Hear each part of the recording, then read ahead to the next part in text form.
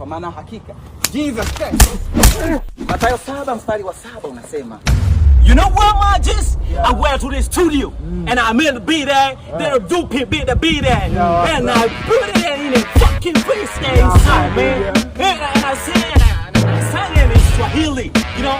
Now you're supposed to feel it, full the time of hip hop, ndo ila mindo bishi kwenye game na komesha vile na kimbia but the pussy come to ni vigere kwa hiyo start come pale I kill it, man. You know what I'm saying?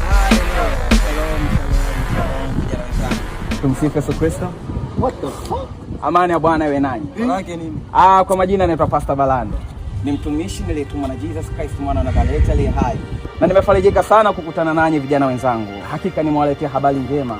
Ni kuhusiana na Jesus Christ mwana wa Nazareti aliye hai, ambaye alisulubiwa msalabani ili sisi wote tuweze kuokoka.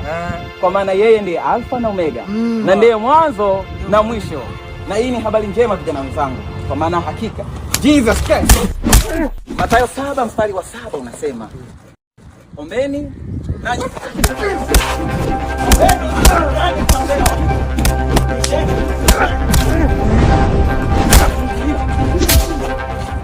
Jesus Christ mwana wa Nazareti.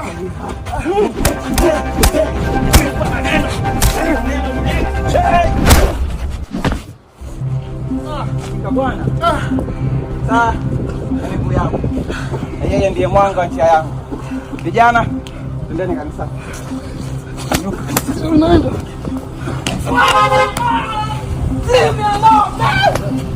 Njia kanisani huko. Kila siku tumekuwa tukihubiri, alafu tunashindwa kusikia kila siku.